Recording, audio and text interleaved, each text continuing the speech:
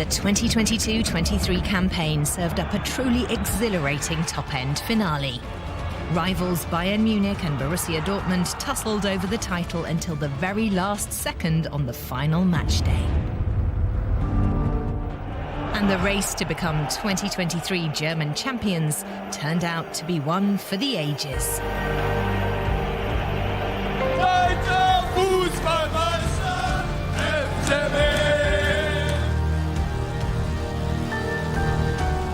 An epic Bundesliga season. It feels really empty, it feels very unfair. The only thing that I can say is that I'm unbelievably happy. Winning on the last day is an amazing feeling. The game sums up pretty much the last weeks. We were so close, we are very disappointed. It was a season of ups and downs for both clubs. We look back at all the twists and turns in the roller coaster title race, starting right now on Kickoff.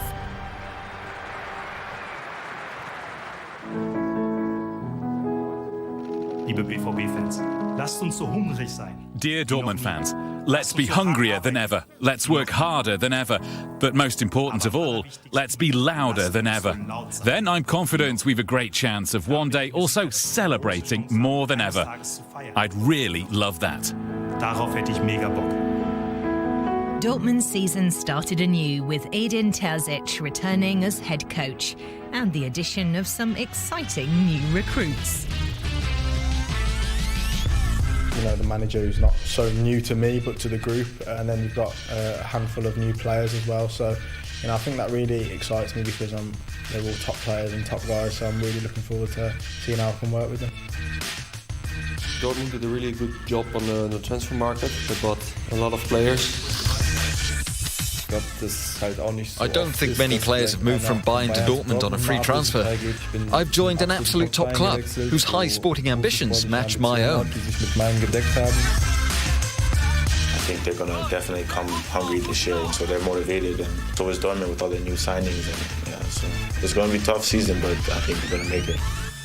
Also, Bayern had some notable star signings. They've had a really good window as well. They've had Gravenberch from Ajax, Mazuri, De Ligt, Mane. It's brilliant to have all these kind of superstars come to the Bundesliga. I do think our squad's improved.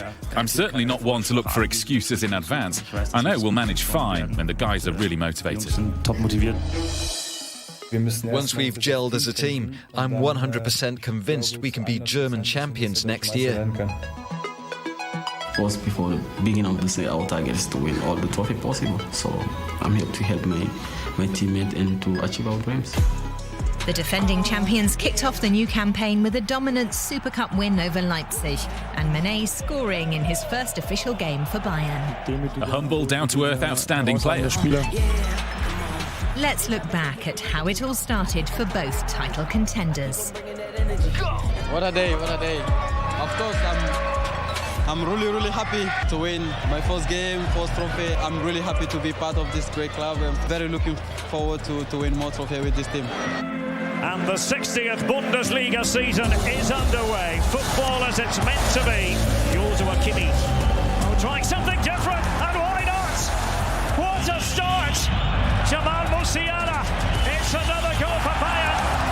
It's 6 for Bayern. Bayern absolutely rampant. The cross is excellent. Oh, that's not gone over as it has now. Royce has bundled it in. The intensity was high, the intention was there, and a goal has been scored that's got their season off and running.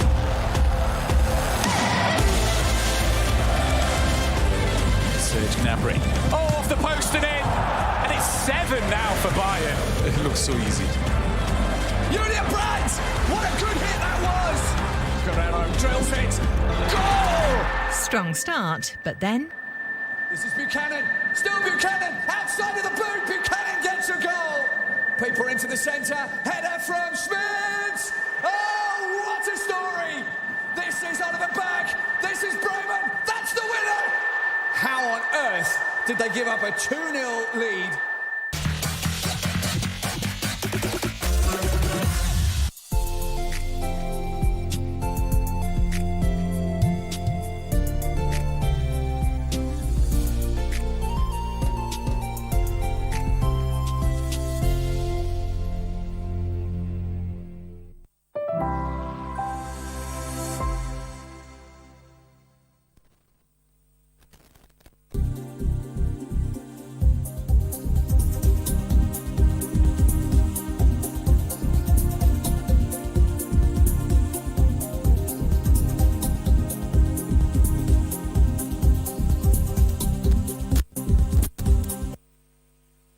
A very good morning to you. My name is Daniel Mohammed. Welcome to Sports Check. It's the last Monday of August 2023, the 28th day.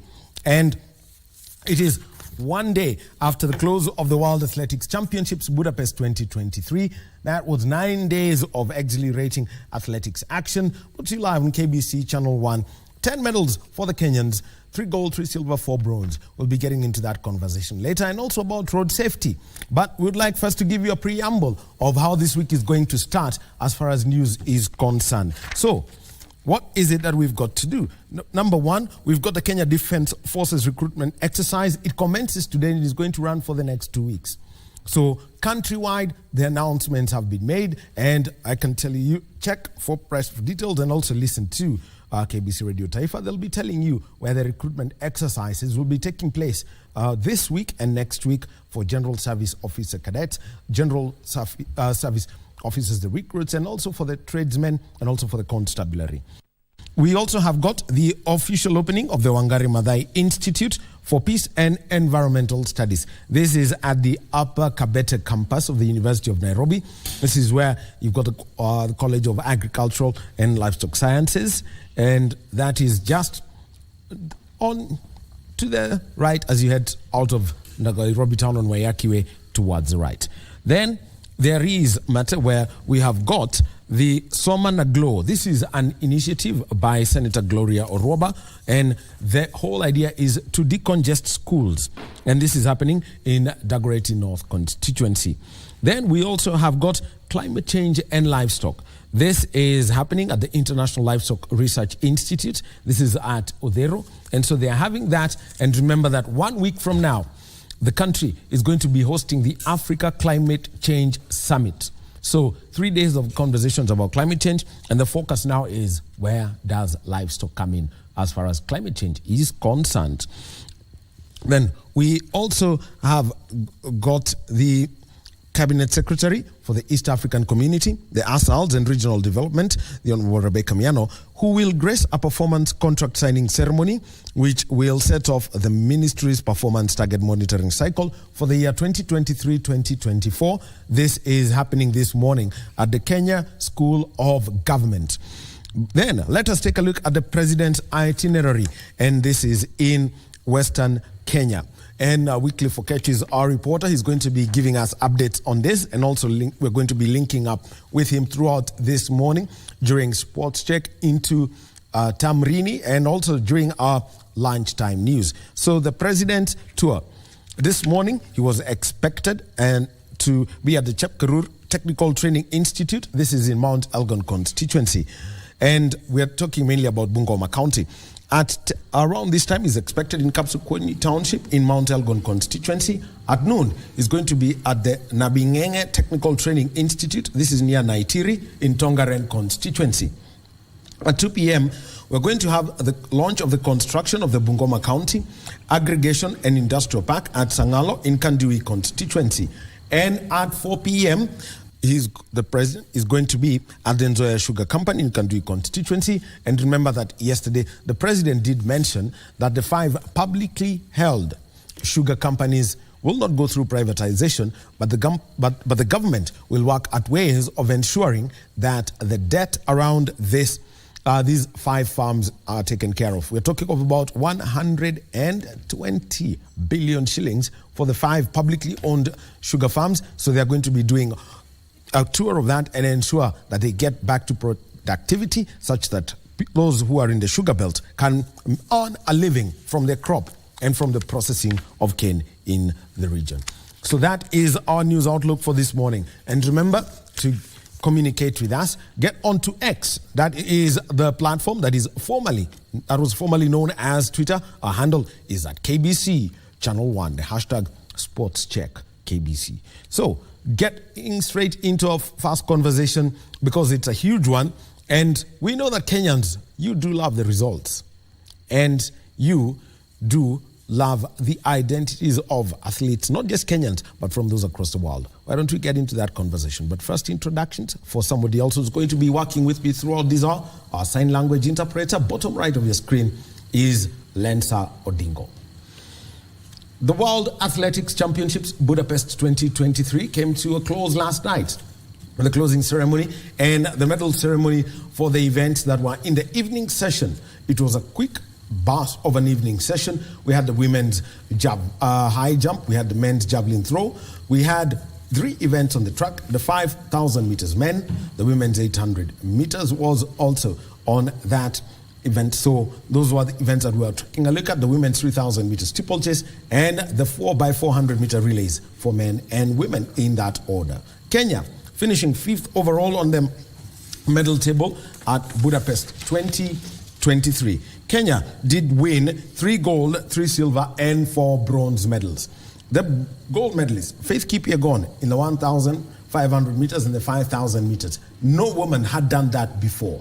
We've seen the men do it before. We've had Hisham El Gerouj, we've seen Bernard Lagat do it, but this hadn't been done before by a woman. Mary Moraa winning an 800 meter gold, and this is 6 years from when she was an under-18 athlete, graduating through the ranks to the seniors. Daniel Simiyu Ebenyo, 10,000 meter silver, and we had Emmanuel Wanyonya silver in the 800 meters, and also Beatrice Chepkoech, the world record holder in the women's steeplechase, taking a silver in the event behind Mutile Yavi, Kenyan-born Bahraini. Then we had the bronze medals: Jacob Krop in the 5,000 meters, Abraham Kibiwot in the steeplechase, Beatrice Chebet in the 5,000 meters, and Faith Cherotich in the 3,000 meters steeplechase. So the outcome of it, the review of it, and the dip, and looking at what the lessons have been picked up by Team Kenya. And in studio with us, somebody who's been with us for 3 of the nights throughout the World Athletics Championships. He's a senior member of the Athletics Kenya coaching staff, Stephen Mwaniki. Welcome. Thank you, Wahome. So let's get straight into this conversation and the story of Faith Kipyegon. Because when you take a look at, Faith Kipyegon, it's not her first global medal, we've got to admit, at the 1,500 meters, but it is a progression that we have seen with Faith Kipyegon. And just taking a look back at the medals that Faith Kipyegon has won in this event. For Faith Kipyegon in 2015, she won a silver in the 1,500 meters, finishing behind Genzebe Dibaba. Then she went on to win gold in 2017, a silver in 2019, a gold in 2022. And this year, in addition to the world record that she broke, we also got to see her win a 3rd world championship gold. Let's just get a feel of what it was as Faith won the first of her 2 gold medals. Champion last year, World Under-20 champion. She's just 17 years old. Katie Snowden, UK champion. She defeated Laura Muir in that race. Sifan Hassan, such a great favourite. She is an interviewer's dream, is Hassan. She comes out with one-liners that are unique and so special. She's a delightful person. But is she tired after that 10,000?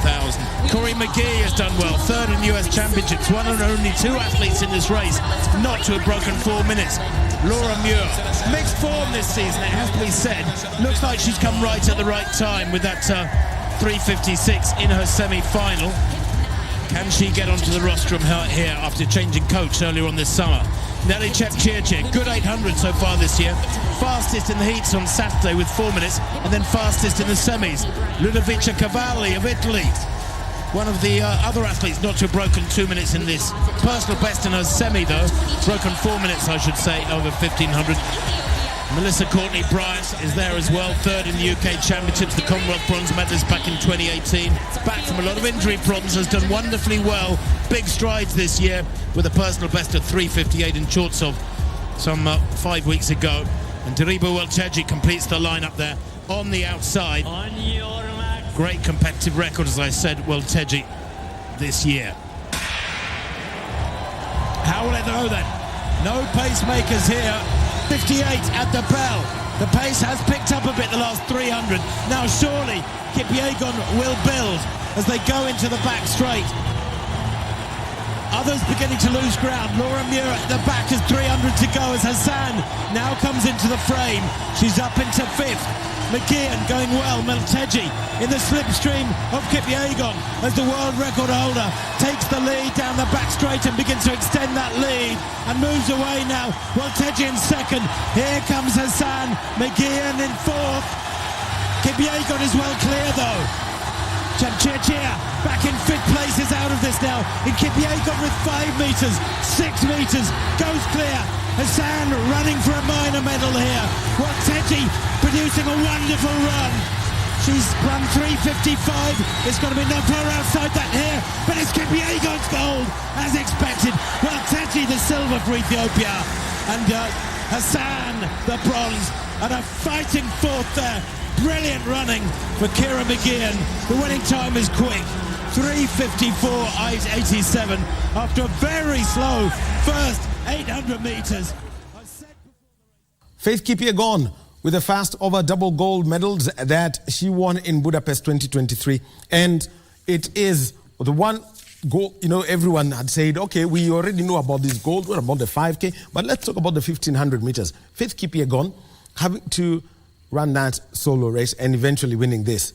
And you can see her joy from, having won that gold medal. And what about for Chep Koech, who's going to come up, and the lessons that she can learn as a young athlete, coach? Yeah, it was a good exposure for her because running with a great athlete like Faith Kipyegon, she's running through the rope, and I think in a few years you'll be able to see her coming up and be able to take over from Kipyegon. So looking at the race execution and the caliber of athletes that we've got, you can see the Ethiopian field is very strong. Sifan Hassan has been a consistent 1,500 meter runner throughout, and she is the one of the two athletes who's beaten Faith Kipyegon to global gold, the other being Kenzebe Dibaba. How have you seen Faith's race execution grow when she won the silver in 2015, won the Olympic gold in 2016 and the world in 2017? Took a maternity break, came back 2019 in Doha, took a silver. And like they say, the rest just keeps giving. Yeah, she's a fine athlete. She knows when to strike. And you could see in these finals of the 1500 meters, they all played into her hands. Everybody, she decided to control the pace, and she was able to know when to strike. And you could see the last 250 meters, that is when she started gunning for home. And that is not easy. You have to learn through the rope. You have to know how to manage the race. And she's a good manager. And that's how she was able to win this gold medal in the 1500 meters. And the one thing that we always say is let something rub off. For example, a champion into others, such that there is some form of continuity that comes with this. Because for the last 8 calendar years, this event has belonged to her in the country. What's the right coaching method to get an effective 1,500 meter runner? Yeah, as we have witnessed during the just concluded World Championship in Hungary, the coach must be able to build this athlete to have capacity to run a longer distance. For example, Faith during the season, the out season, she was able to run cross country, and you saw her in Sirikwa Classic running and creating a gap of almost 2 minutes, finishing the 10K. And also you have to be able to, the athlete must be able to run even 5,000 meters.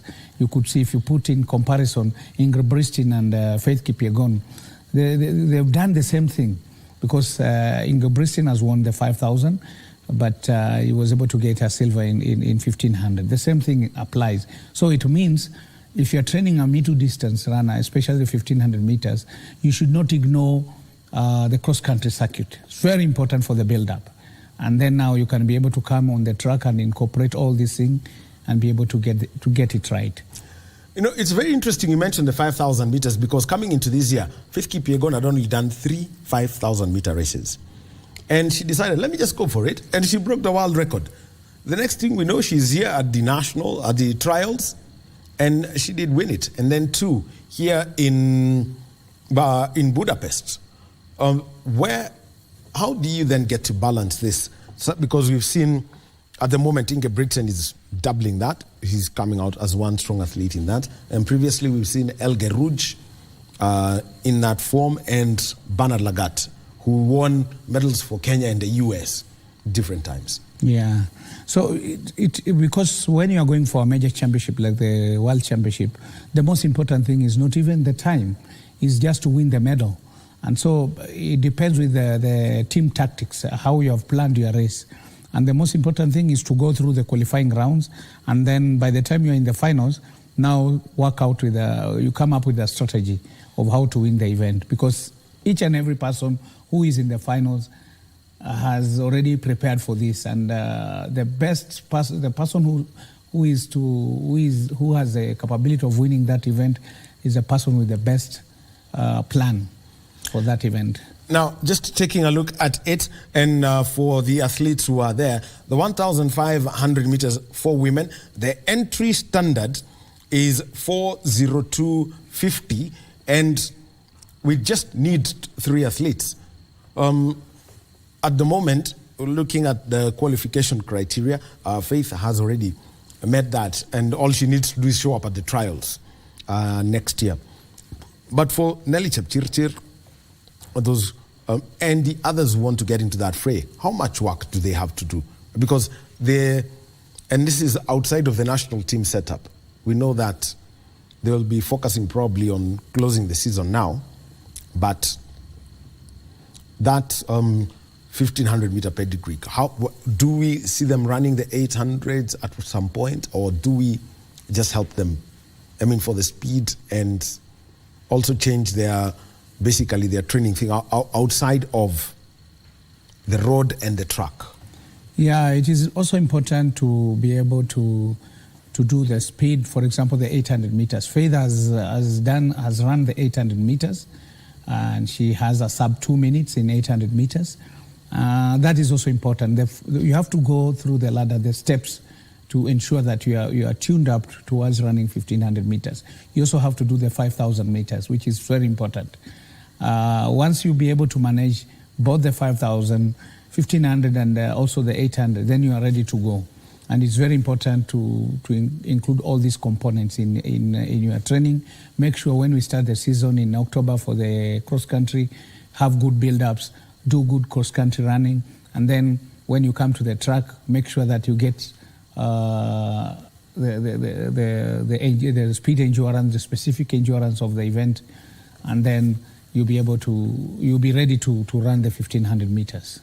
There's another factor that I'm going to bring in for middle and long distance runners, because there's a conversation that has been going on, and this is mainly about strength and power. But first, also remember that the double that Faith Kipyegon had included the 5,000 meters. And let's take a look at the 5,000 meters, because this was what you'd call a pure championship pedigree race, because it wasn't the fastest of the 5,000s that we've seen at championship level coach, but what was that race execution, where we saw everyone huddle up. At one point, I think there were 8 who could have taken it at any one point. How was that race managed? The race was tough, because the likes of the Ethiopians and also Kadir was also in that event. And, these are very powerful, strong finishers. And as I had alluded earlier, the 5,000 meters nowadays is a sprint event. Athletes time it to the last 800 or 400 meters. And this is what Ingrid Bristin did, because initially, when they started the finals, he was running behind, conserving his energy for the final kicks. And actually, they didn't run one of the best times, 13:11, but the final kick was for those who had the kick. And that is why the last 1,200 meters, the pace started going up. You could see athletes pushing the pace. And actually, Coach, what we have now is pictures from the women's 5,000 meters race, and we can see how Kenyans had set themselves up with Margaret Chelimo and Lilian Kasait, playing around with, Lilian Kasait at times staying at the front, and the bronze medalist Beatrice Chebet also, trying to stay with that lead back. But 14 minutes, 53.88, just about 15 minutes, which is almost a minute slower than the current world record of 14.05. It started off as a slow race before it got to this level where it was the sprint finish, and let's just get a review of the sprint finish, and then coach will come in. This would be for Faith Kipyegon. She's got 180 to go. Chebet in third, Hassan in second. Chebet has to check her stride here. Kipyegon driving for the line, beginning to pull away, showing all her speed, but Hassan's not beaten. She's still trying to close. The world record holder, the Olympic champion, the world cross-country champion. They've all delivered a big race, but it's Kipyegon who has the final say. She's done the double that no one has achieved before. The time is completely irrelevant. Faith Kipyegon, the greatest 1500-metre runner in history, has just shown us she can win a tactical 5,000 as well as set the world record. Hassan, the Olympic champion, takes the silver. Chebet, the bronze, the world cross-country champion, is on the podium again. But tonight belongs to Kipyegon. And his date with destiny is now surely a world record attempt. What a race that 5,000 was. Kipyegon had the crucial... So there you've seen that win by Faith Kipyegon. And we also want to talk about somebody who's coming up strongly in the 5,000 and the 3,000 meters, Beatrice Chebet. And we've seen her win the under-20 World Cross Country Championships in Aarhus, Denmark. That was in 2019. Very dramatic circumstances. And earlier this year, she won the World Cross Country senior title in also dramatic circumstances. Coach, Faith, we've seen her race execution. For Beatrice Chebet, what is the growth that you've seen and the prospects that come, for her at this? If Faith was not in this race, I bet that it was Beatrice to win this event. But you see, they run differently because Faith has speed plus endurance. Chebet also has endurance and at least a speed to maintain him to run these 5,000 meters. His build-up towards this major championship, he was able to run the third fastest time in the world for 5,000 meters. And also, you look at his background, being a world cross-country champion, it means that his preparation was good. And we still believe he's the next champion in this event, the 5,000 meters. So, here comes now the one issue that we would like to bring in about getting that final setup. We can see that for Brit, it's a 4-year story. For Faith Kipyegon, it's the 8th calendar year, so to speak.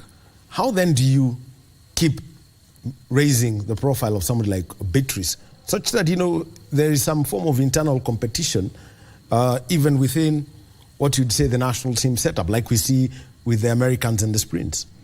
Yeah, Beatrice is,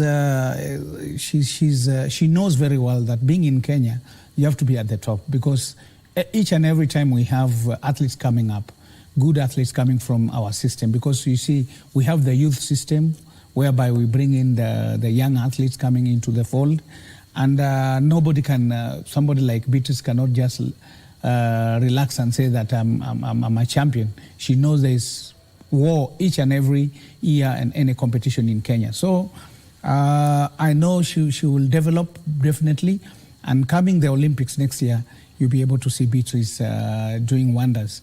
But I want to congratulate them, because that teamwork between Beatrice and Faith Kipyegon enabled us to get the two medals. Now, there are two, Lilian Kasait Rengeruk. We've seen her win the African Championships. We've seen her grow, get into injury, get into, an inadvertent ban through inadvertent doping. But what about for Lilian Kasait? What's her true events, if someone was to be asked? For me, I think we are in good stead. She's in good stead, because now the 5,000 meters, we have top athletes in 5,000 meters. You've seen Margaret Chelimo, Lilian also in that event. So in this event, we will even do better come major championship, because we have top 4 athletes in this event.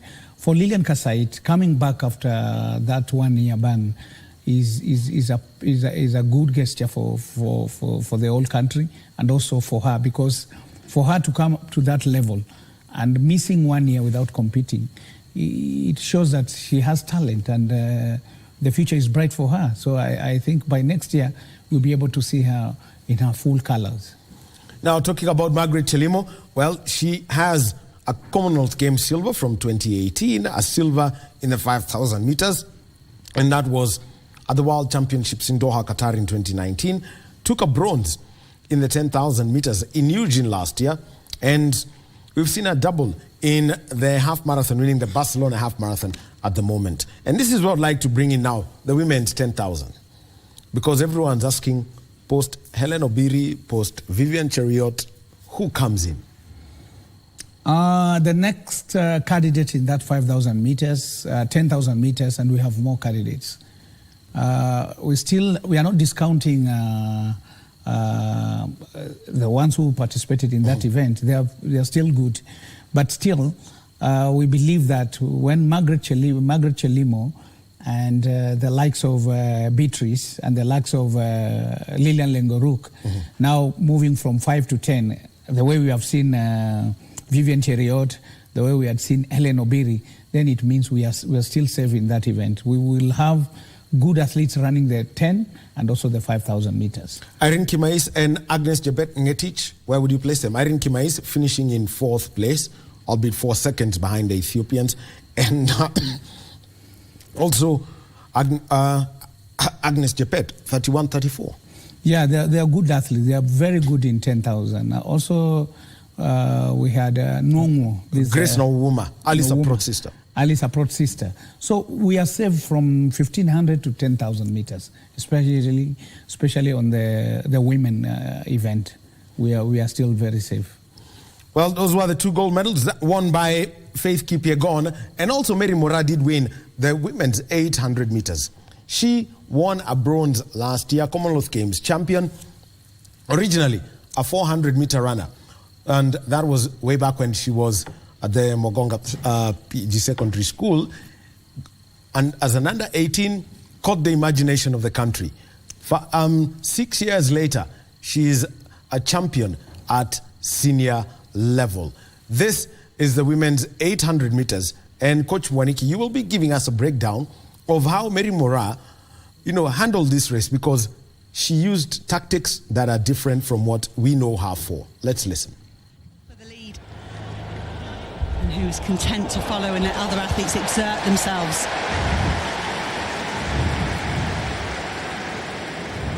On your marks.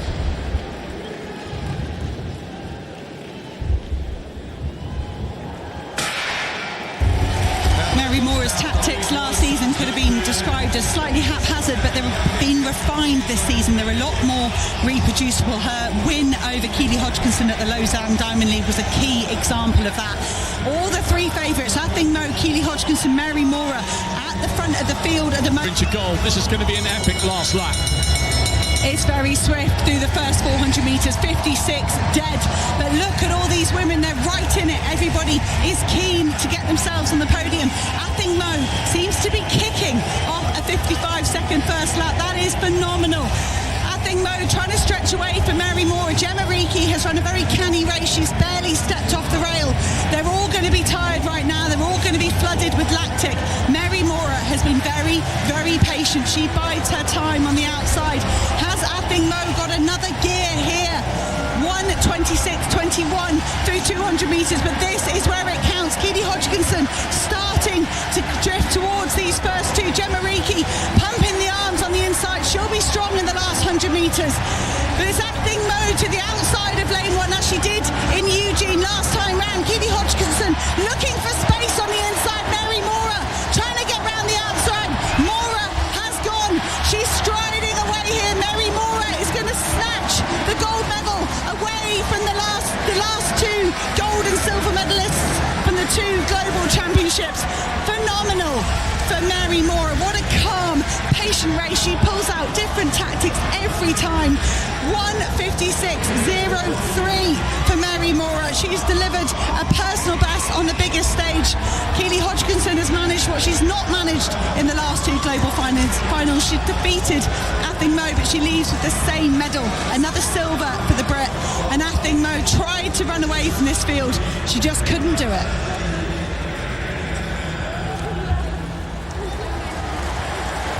There was the gap on the inside because Mo was not tight to the curb, but leaning back with a really distinctive style.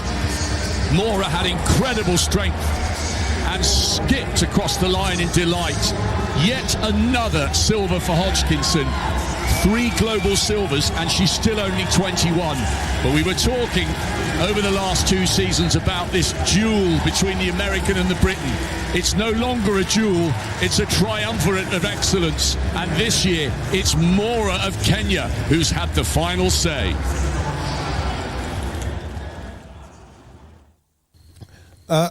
Coach, before you even talk about the race execution, when did somebody finish an 800-meter race by jumping?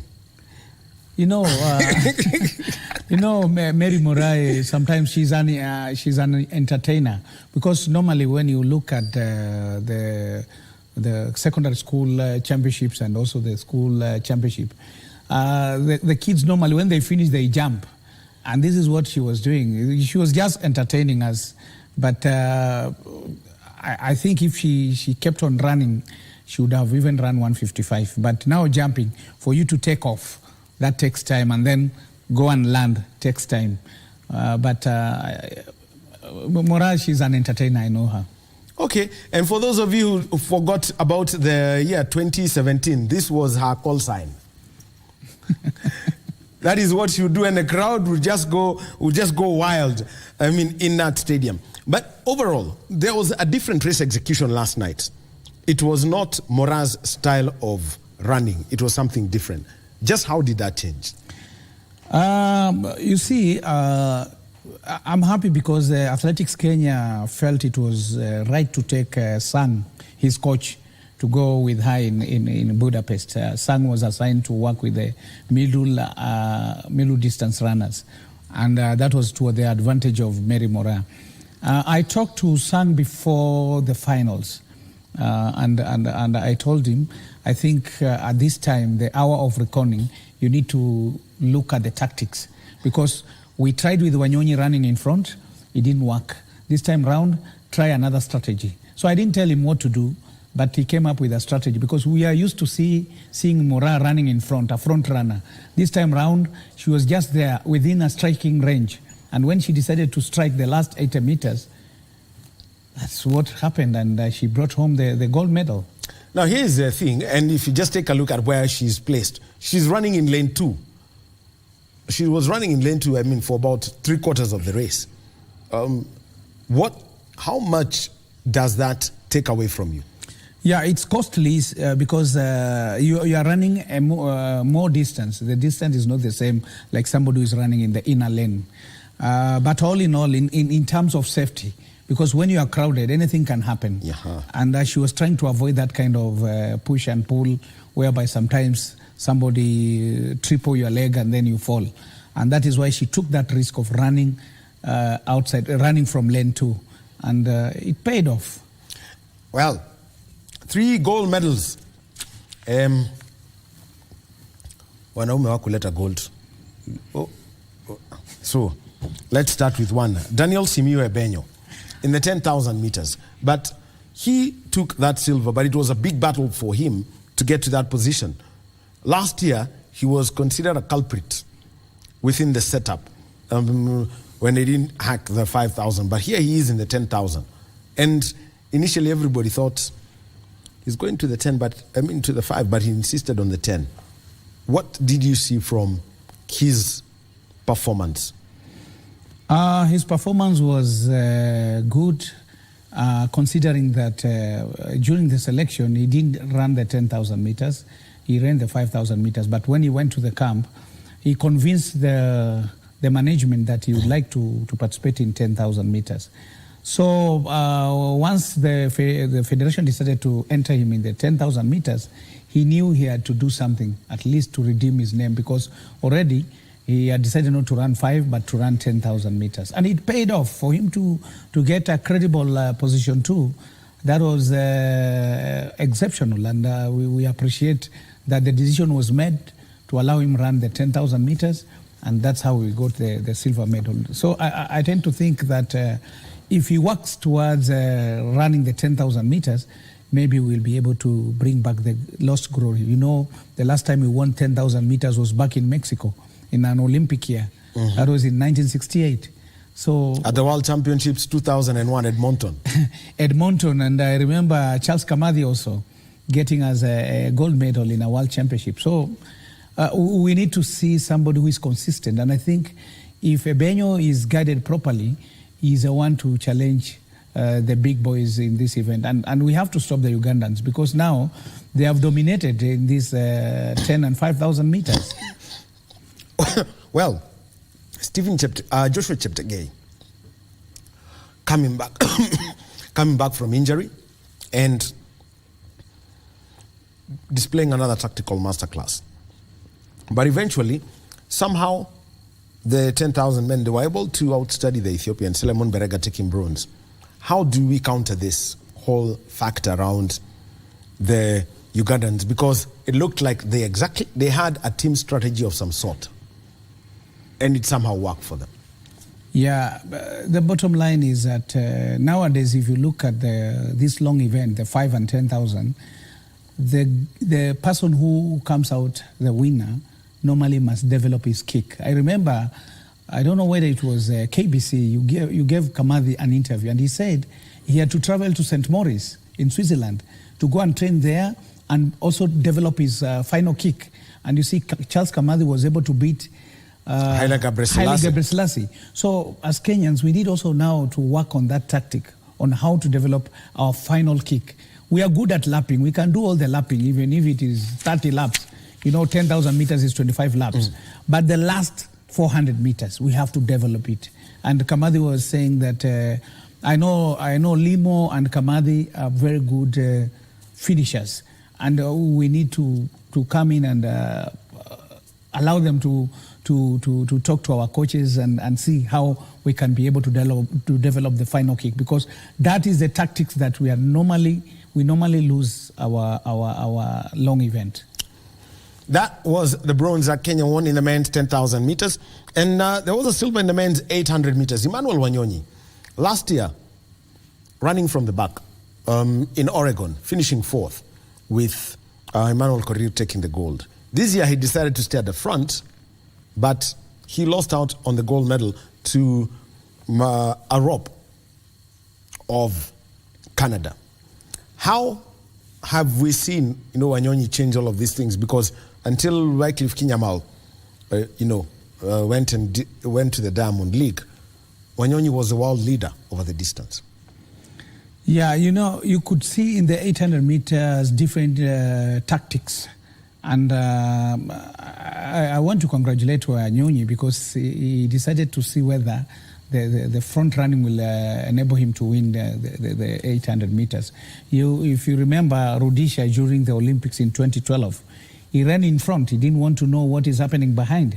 And that is how he was able to break the world record and also win the 800 meters. So Wanyonyi, in one of his interviews, he said he had pep talk with Rudisha, who was also in Hungary. So in all the tactics, you have to risk. You have to take a risk. And you could see Arop from Canada also decided not to run in front, because he's normally a front runner. He decided to run from behind, and it paid off. So always is good that you try different tactics and be able to get to see how you can be able to be in the medal bracket. That is very important. Well, if Thomas Edison didn't try so many things, we probably wouldn't have had the light bulb until, there was also somebody else known as Latimer who came in with a carbon fiber filament, such that finally we got that light bulb. And in the 800 meters, we are seeing young athletes also coming up. Ngeno was there. We've got Emmanuel Korir, who's not had the best of seasons. You can imagine somebody like Emmanuel Korir saying a 146 is a season's best. How then do we blood this, young people? Because I also have to admit, the trials were brutal in the 800 meters, man. Yeah, having Ngeno as one of the young people who are coming on board, it's good for Kenya because we've had now Wanyonyi has also joined the fray because he's coming from the youth and junior level, coming to the senior level. We have Ngeno who went up to the semi-finals, and also remember Ngeno was a national champion in 800 meters. For Emmanuel Korir, it was unfortunate because he had a very serious injury. Tendon, you know, tendon is not very easy to get healed because according to the scientists, the blood supply going to the tendon is minimal. So, but it's good that he was able to get a personal best of 146. And we should not forget, because sometimes our memory forgets so easily. This guy has won the World Championship twice. He has won the Olympic champion and also the World Championship in Oregon. So we have to accept that it was due to injury that Emmanuel Korir could not be able to go up to the finals. But still we have, the signs are good. It means that if we continue this way, next year come the Olympics, we'll be able to do very well because we have very good, young, talented athletes in the 800 meters. So let's talk about Jacob Krop, the men's 5,000 meters bronze medalist. And this is also another event where there are a lot of worries as far as the race is concerned. For a long time, it was after Eliud Kipchoge, it became the story of Thomas Longosiwa.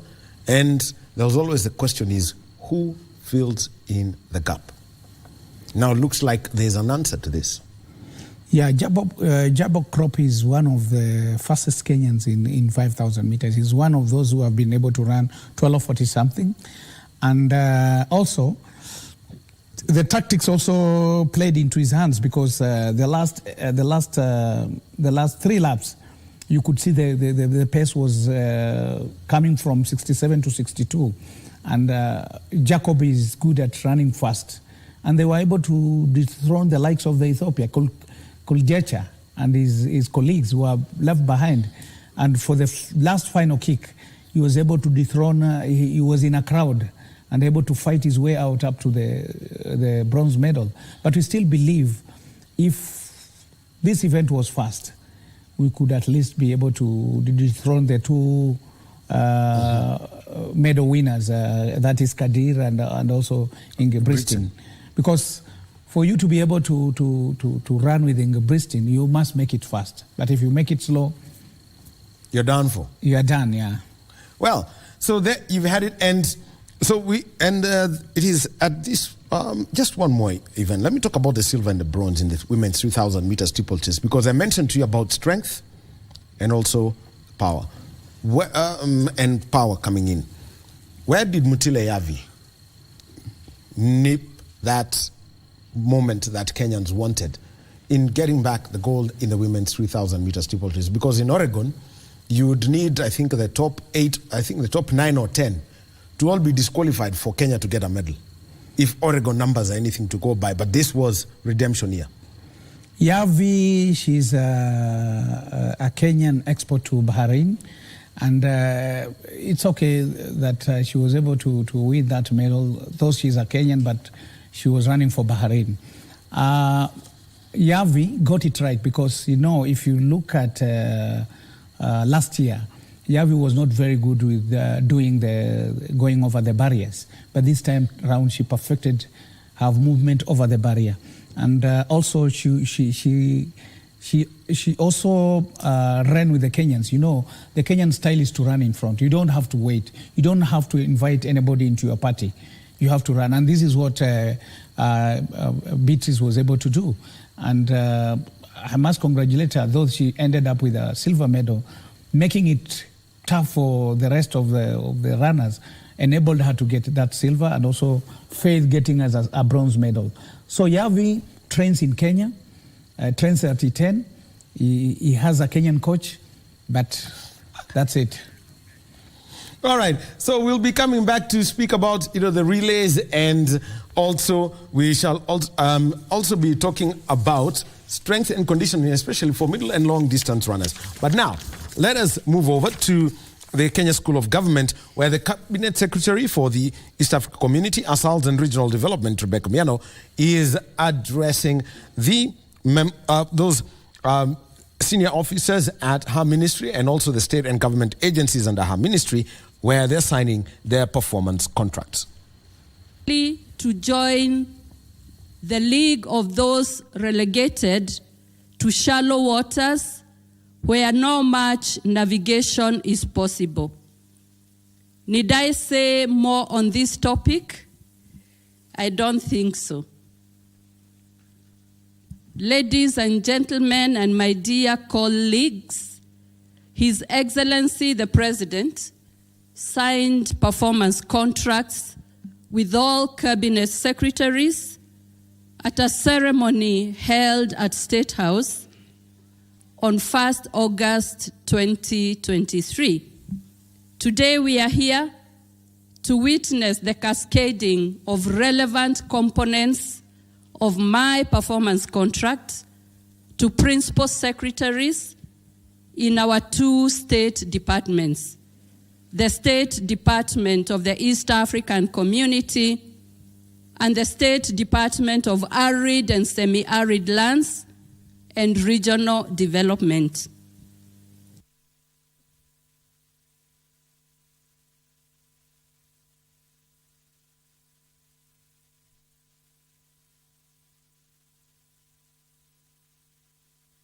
Well, we apologize for that technical hitch, but that is the Cabinet Secretary for the East African Community, Arid, Semi-Arid Lands and Regional Development, Rebecca Miano, who is speaking at the Kenya School of Government, and she is setting off the ministry's performance target with the signing of performance contracts, and that's a ceremony for the senior officers in our ministry and also the state and government agencies under her ministry that will set off the ministry's performance target monitoring cycle for the year 2023-2024. And that story is being covered by Fred Parsayo. So once we have that little technical hitch, taken care of, we shall be getting back there. We continue the conversation around athletics, and with Kenya having won 10 medals at the World Athletics Championships in Budapest, Hungary, 3 gold, 3 silver, and 4 bronze.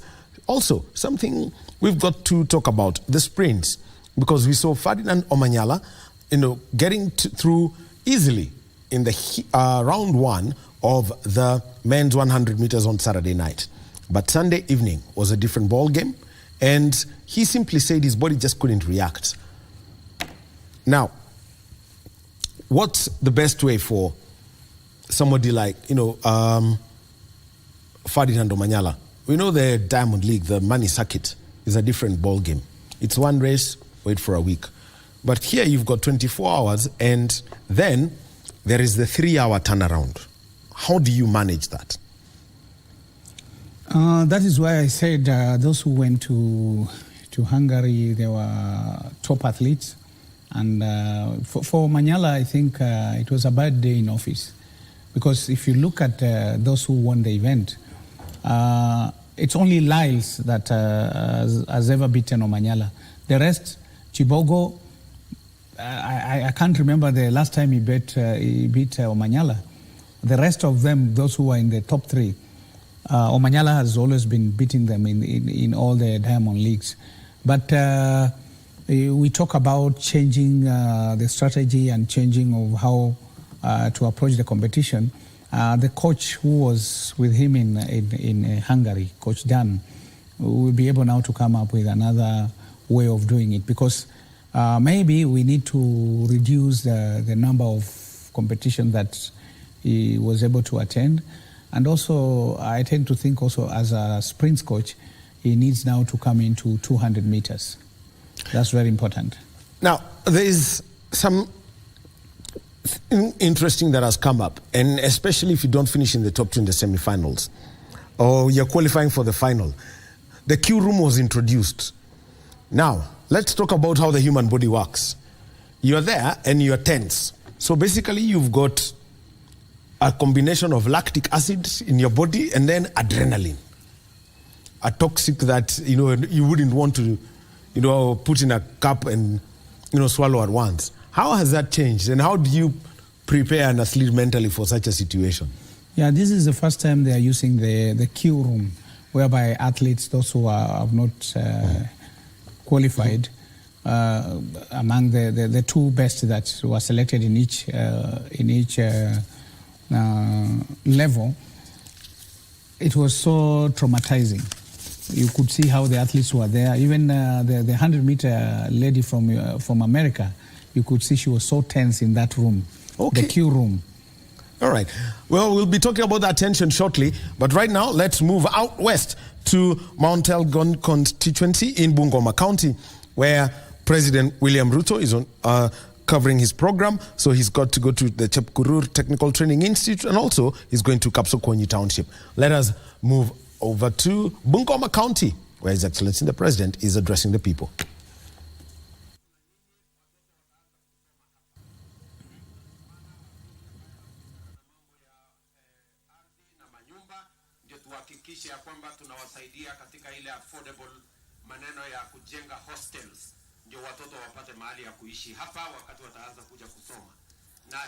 President William Ruto is at the Mount Elgon constituency, and this is in Bungoma County. And his program started with the Chepkurur Technical Training Institute.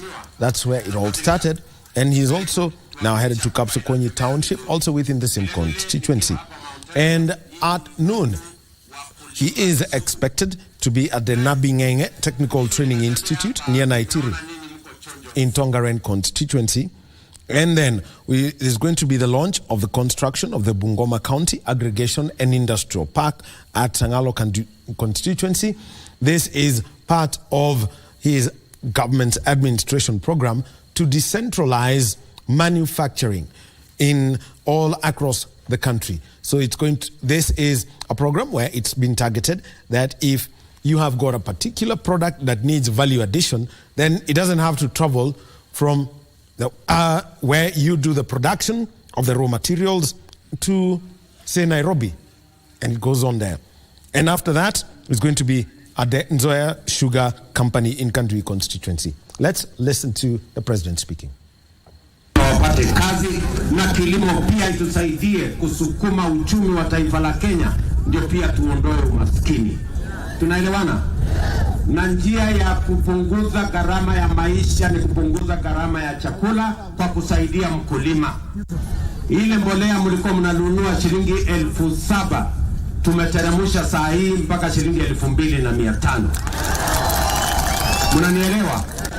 Na kila mkulima ajisajili. Saa hizi tunaandika wakulima upya. Wale mlijiandikisha, sasa kama kuna mtu alibaki hakujiandikisha, nafasi iko ya kujiandikisha. Na utuambie unataka mbolea kiasi gani, ndio tupange tuhakikishe ya kwamba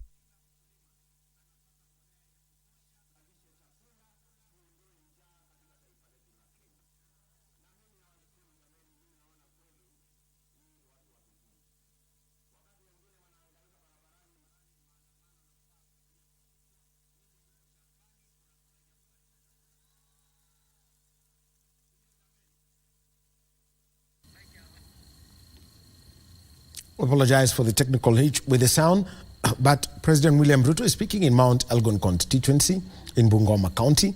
He's having a full day's tour of Bungoma County today, and it started with the inspection of construction works at the Chepkurur Technical Training Institute.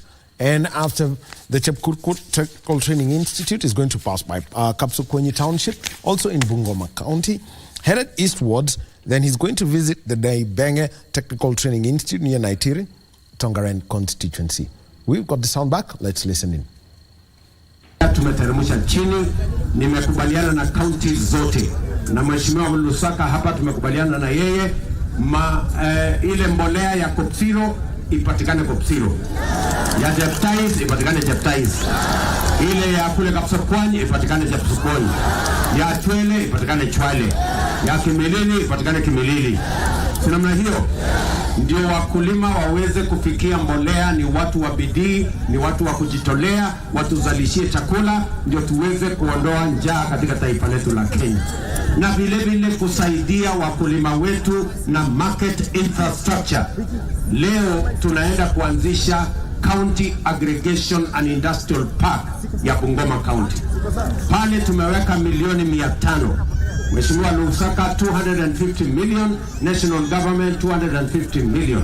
Ni kwa sababu tunataka tukusanye mazao yenu yote ya kilimo, tuifanyie processing, tuweke value addition, tuwapatie infrastructure ya storage, tuwapatie infrastructure ya cold rooms. Ndio mnaweza kuuza mazao yenu kwa taratibu na kwa njia inayofaa, ndio muweze kuongeza mapato yenu ya kilimo, na vile vile tupange ajira ya hawa vijana. Hiyo mradi tunaenda kuanzisha leo na tunataka ijengwe in the next 9 months iwe imekuwa tayari, ndio tuanze kupanga mambo ya kilimo sawa sawa hapa Bungoma. Watu wa Bungoma tutashirikiana namna hiyo. Na mbali na kujenga hiyo County Aggregation and Industrial Park, pia tunajenga soko zingine 10 hapa Bungoma. Soko ya Cheptais tumeweka pesa ya kujenga. Nimeambiwa kuna soko mnataka ijengwe pia hapa Kopsiro. Hata hapo nitapangia tuweke soko hapa Kopsiro. Kipsigoni. Yaani nyinyi, yaani mko rada hivyo, mnajua mahali ya kuweka soko. Haya sasa, kwa sababu mmetoa amri itajengwa Kipsigoni. Usaka umesikia? Hii ni public participation, wamefanya referendum na wamemaliza, inasema hii Kipsigoni iko wapi hapa? Hapa chini. Hapo ndio katikati ya kusanya maneno. Hii public participation iko kali. So anyway, Kipsigoni tajenga. So na soko zingine tumekubaliana na waheshimiwa. Tunajenga soko ingine hapa chini Malakisi, tunajenga soko ingine Bukembe huko, tunajenga soko zingine almost Mateka, wapi dunia hii yote. Ndio tuweze kuhakikisha ya kwamba yule mama mboga tulikuwa na yeye apate mahali ya kufanya biashara yake yenye iko na heshima, iko maji, iko stima, iko mambo yote ambayo inaweza kumpatia heshima na biashara yote iweze kwenda mbele. Tumekubaliana? Tumekubaliana jameni? Vile vile mimi nataka mnisikize kwa makini. Tulikubaliana mbali na kuzalisha chakula na kuhakikisha kwamba Kenya inasonga mbele, pia lazima tupange ajira ya hawa vijana. Si vijana ni wengi, wamemaliza shule, wako na certificate, wengine diploma, wengine degree. So tumekubaliana tunapanga mambo ya ajira ya vijana hapa Bungoma. Mpango yetu ni kujenga nyumba 20,000 ya kwanza hapa Bungoma katika ile program yetu ya affordable housing. Na katika hiyo program tunahitaji vijana 30,000 ama 40,000 watakao tusaidia kufanya hiyo kazi ya affordable housing. Vijana wa hapa Kopsiro, mko tayari kwa hiyo kazi? Ama nyinyi ni wale wa kuchagua jembe? Mko tayari kwa hiyo kazi? Sisi tulikubaliana kazi ni tulikubaliana kazi ni nini? Tulikubaliana kazi ni kazi. So ile itapatikana mtafanya. So mimi nakuja hapa in the next 2 months kuanzisha program ya affordable housing ya Bungoma County, ikiwemo Mount Elgon yenu hii. Na vijana mjipange, kwa sababu pale ndio mtapata ajira, tuweze kusukuma mambo ya gurudumu ya kwenda mbele, tukijumuisha vijana, talanta zao, uwezo wao, nguvu zao katika kubadilisha Kenya, na pia kila kijana ajipatie riziki na asimamie familia yake. Tunaelewana? Vile vile tumekubaliana na huyu Kapondi na wabunge wote wa Kenya ya kwamba kila ward itakuwa na county ICT hub, mahali tutaweka mtandao ya internet, tutalete kompyuta 200, 300. Tunataka vijana 300, 400, 500, 1000 katika kila ward waweze kufanya kazi ya digital jobs. Mimi nauliza nyinyi, mtashindwa kufinya kompyuta? Kufinya tu mtashindwa? Na tumekubaliana na wa Marekani, tumekubaliana na Wajerumani tumekubaliana na watu wa kutoka UAE na sehemu zingine kwamba watatupatia ajira ya digital jobs kwa vijana wa taifa letu la Kenya. Sasa nyinyi vijana wa hapa Kopsiro, kila ward tutakuwa na ICT hub, mujipange pale ndio muwe na ajira, muweke pesa kwa mfuko na mtusaidie kupeleka taifa letu la Kenya mbele, na ni muhimu kwa sababu itatupatia nafasi ya ajira kwa vijana wa taifa letu la Kenya. I am telling you, for the first time we have a comprehensive plan on creating opportunities for employment of the young people of our nation using deliberate, intentional government programs that will expand opportunity for the young people of Kenya to contribute their talent, their knowledge, their expertise in driving the economy of our country. Tutashirikiana jameni, watu wa Mount Elgon? Tutashirikiana. Jambo la tatu, mimi nataka vile vile tukubaliane ya kwamba wakati tunasukuma masomo, tunasukuma ajira, vile vile tunasimama pamoja kushughulikia mambo ya matibabu. Tumekubaliana na Lusaka hapa ya kwamba tutakuwa na community health promoters hapa Bungoma. Wangapi mheshimiwa? 3,000 something. Yeah? Hapa Bungoma. Ya kuhakikisha kwamba hawa watu wote pale mashinani unapatana na muuguzi hapo kwa kijiji yako. Sio lazima uende mpaka hospitali ndio upatane na muuguzi. Tutahakikisha kwamba kila nyumba 100 iko na muuguzi mmoja anasimamia nyinyi. Anapima pressure asubuhi, anapima sukari jioni. Ndio? Sio kama tunaelewana. Mjipange hapo. Ndio kuhakikisha kwamba hii matibabu inatusumbua, tunamalizana na yeye kwa sababu tulikubaliana mambo ya universal health coverage. Watu wa hapa Kopsiro wanagure na yuta Jepurgur, watu ya Jepurgur tumekubaliana. Sasa hii gurgur kine gurgur ni Jepurgur. Haya, watu wa Jepurgur tumekubaliana. Tutashirikiana pamoja. Hebu ni wale wanasema tutashirikiana pamoja. Basi, kwa sababu niko na kazi kubwa na niliona nifike hapa niangalie hii facility yenu ndio nijue matatizo yake imekaa namna gani. Najua vile vile mnahitaji barabara. Si namna hiyo? Najua mnahitaji barabara. Sasa nyinyi mnataka barabara gani itengenezwe?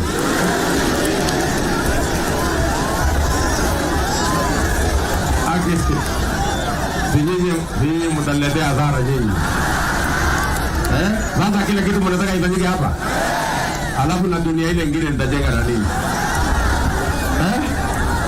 Hii ndio mnataka? Aya, kwa sababu mimi ndio nimejileta hapa sasa sina shida, lazima nifanye. So, wacha nitapanga. Si ndio? Hii inatoka wapi pale chini? Ole gurine? Masa yake? Awayano. Panandega? Kunguno panandega ini. Kugi panan ngoega itu. Dia motif. Mau juga ini tak ke? Sekarang ngojinya ngale. So anyway, si vile mmesema mpaka pale kwa jeshi. Lakini pia mimi nataka nikubaliane na nyinyi. Lazima hii tukubaliane na hii mtanikubalia. Maneno ya kukata msitu haitaendelea. Hapo pia lazima tukubaliane. Maneno ya kukata msitu itakoma. Kali yangu mbona mmenyamaza tena hapo? Ama nyinyi ni wale wa kukata msitu? So maneno tunaweka cutline, lakini wale watu wote hawana title tutawapatia title. Ndio. Lakini maneno ya kusongesha mpaka ya msitu hapana. Hiyo nimekataa. Sio kama tunaelewana. Nimesema nimekataa. Maneno ya kusongesha cutline ya msitu. Hii msitu ni ya muhimu. Hii chakula tuko nayo shambani itakuja kuwa nchi kame tukiendelea kukata msitu. Nyinyi mnajua hivyo? Ile msitu ndio inachunga mvua yetu. Ndio inatuhakikishia kwamba tunapata chakula, tunapata mvua, ndio tuweze kufukuza njaa. Tumekubaliana mambo ya kukata msitu ikome. Wale watu wote wa kukata msitu mimi nitawaweka kiboko. Msikie vizuri. Nitawanyorosha na kiboko. Hakuna kwenda tena kukata msitu. Tumekubaliana? Na pia mambo ya maji, nimesikia kwamba mnataka maji katika sehemu hii. Tuko na mpango na nitakuja kuwaeleza, kwa sababu hii Bungoma bado hatuna maji ya kutosha, na niko na mpango maalum. Kesho katika baraza la mawaziri tunapitisha dams zingine 26 ambazo tunataka kujenga kwa minajili ya kupatikana maji ya wananchi kutumia nyumbani, ya kule ya mifugo yenu, vile vile ya mambo ya kilimo. Na mwisho kabisa, tumekubaliana na gavana wenu ya kwamba tunataka pia mtusaidie kuzalisha maziwa. Nyinyi mko na ng'ombe? Wabia tuoga? Mko na ng'ombe? Mimi nawauliza kila mmoja wetu, sasa tutawasaidia katika biashara ya maziwa. Tunataka kuhakikisha kwamba mkulima anapata bei ya sawasawa. Tayari tumepunguza gharama ya chakula ya ng'ombe kwa kuondoa ushuru. Ya pili, tuko na mpango ya kuwapatia milk coolers, na gavana wenu wanajua 25 ya Bungoma County, ili tutumie kukusanya maziwa yenu, na maziwa yenu iwe ile maziwa iko sawasawa, ndio muweze kupata bei sawasawa. Alafu ya tatu, tunaketi chini na industry. Tunataka minimum price ambaye mkulima wa maziwa atapata. Hatutaki brokers wakuja wanunue maziwa yenu na shilingi 30. Maziwa ni shilingi 50 kwa lita moja. Kama mtu hataki, aende arudi siku nyingine. Ama namna gani? Ama akitaka aende akiendanga, hakuna shida.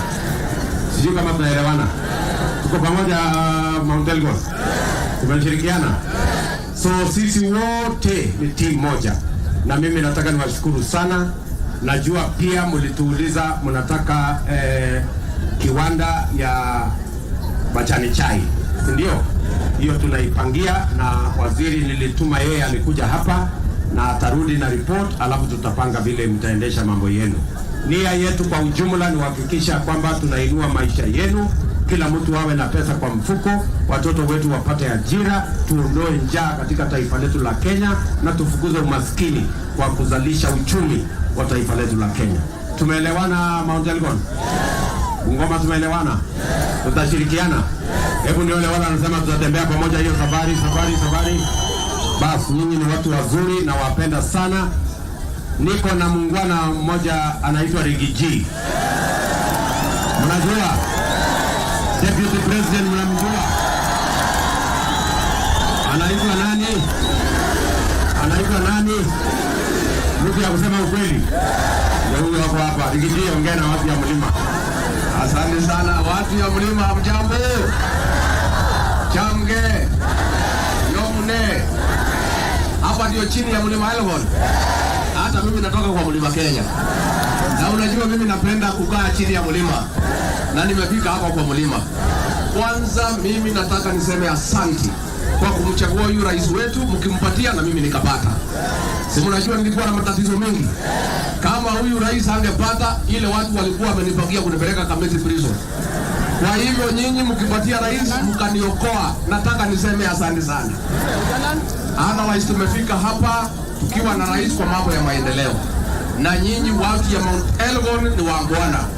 Nimetembea hapa tukiwa juu, nimeangalia mahindi, nimependezwa sana. Na mkanyagie hapo, na hivi karibuni tutaanza shughuli kuandikisha wakulima. Wale ambaye hawakuandikishwa ndio mpate mbolea. Tumekubaliana?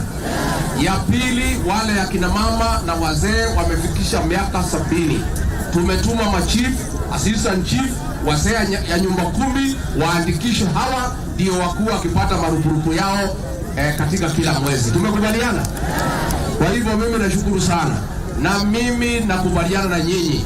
Hiyo mnamwambia rais amfanyie, lazima amfanyie, kwa sababu nyinyi shares yenu katika serikali yetu iko juu zaidi kuliko ile mmepata. Na mimi na confirm tumeangalia nyinyi, lakini bado tunataka tumuangalie iambatane na ile support mlipatia rais yetu. Sio ni sawa sawa? Kwa hivyo rais akitengeneza hii barabara hakuna makosa. Hii ni haki yenu kutengenezewa hii barabara. Si ni haki yenu? Kwa sababu nyinyi ni watu werevu, mlijipanga vizuri, mkaweka kura vile inatakikana. Kwa hivyo wakati ya nyinyi kuvuna ni wakati hii. Siko namna hiyo. Si ukipata mahindi lazima uvune. Kama hujapanda utavuna kweli? Si nyinyi mlipanda mahindi, mkaweka mbolea, mkanyunyizia maji. Hii ni wakati yenu ya kuvuna kwa serikali ya William Ruto. Tumekubaliana? Tumekubaliana? Sasa mimi unajua napenda kuishi kwa mlima. Msinitafutie bahadi hapa nijenge. Iko? Mtanitafutia? Kwa sababu mimi unajua nilizaliwa kwa mlima. Sasa nikiwa pale Kakamega silali vizuri. Sasa nyinyi mnitafutie shamba hapa. Niko na pesa kidogo ninunue. Niweke kaboma hapo. Tukuje tukae na nyinyi katika area hii chini ya mlima. Chama yenu ni gani? Harambee! Harambee! Tujenge chama yetu. Hii chama yetu ni ya kitaifa na hatutaki mambo ya kubadilisha vyama baada ya uchaguzi. Tunataka kuunda chama iko na nguvu. Na mimi nashukuru nyinyi kwa kumchagua huyu Kapondi kama mjumbe wenu, ambaye ni mjumbe anaonekana anaelewa anaenda wapi. Si anaendelea vizuri? Si anaendelea vizuri? Kwa hivyo mngetaka kusikia ma-DVD Prime Minister wetu, mnamjua? Haya ndio huyo, mpigie makofi.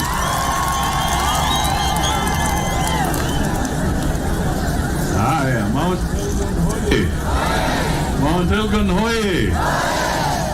Mimi nimekuja na kiongozi wetu Rais William Samoei Ruto kusema kwamba watu Mount Elgon walifanya jambo la maana sana, na ni lazima wakati tunatembea maendeleo inaendelea kufika hapa.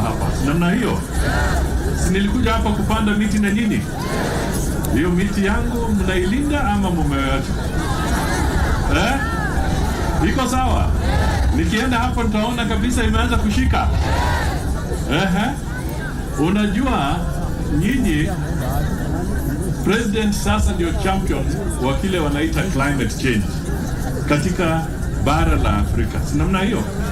Hata wiki ijayo kuanzia tarehe 4 hivi Septemba, marais karibu 30 kutoka Afrika nzima wanakuja hapa kwa mambo ya climate change.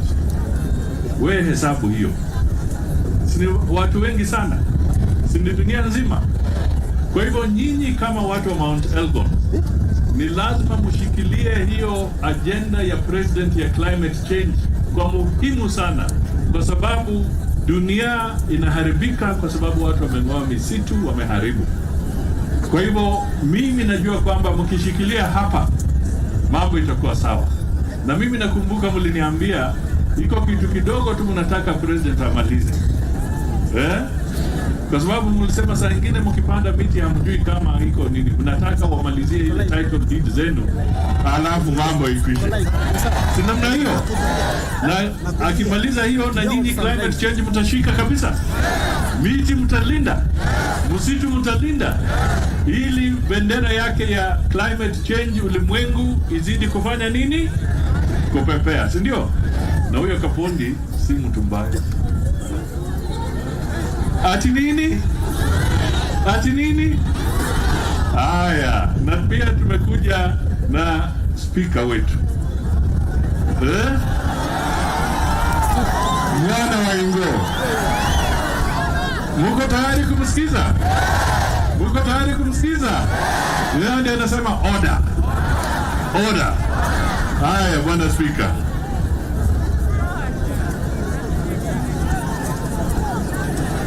Ndugu zangu wa Kopsiro ya Mune, Mlembe, niko na furaha kuja hapa na rais wetu na viongozi wote ambao wamekuja hapa, akiwemo ndugu yangu Rigiji, ndugu yangu Musalia, gavana wetu, ndugu Kapondi, na wabunge wote ambao wako hapa, na seneta wetu. Yangu ni kuwashukuru sana wananchi wa Mount Elgon. Kwa safari ya kwanza Bungoma tulipiga kura moja. Bungoma huko juu na kule chini tulipiga kura moja. na yote iliangukia Rais William Samoei Ruto, na nyinyi ndio mliangusha ratili ya kura Kenya hii. Ule mzali angukia hapa, William Ruto alipitia hapa. Si mnaona hivyo? Mnajivunia? Na kama baba wenu wa Roma, mimi nawatolea kofia, kwa sababu nyinyi ni watu waaminifu sana. Nitasema tu mambo mawili au matatu. Ya kwanza, kuhakikishia wale ambao na mashamba inaguza mito, mtu asikudanganya tukipanda miti serikali itakunyang'anya shamba. Hapana.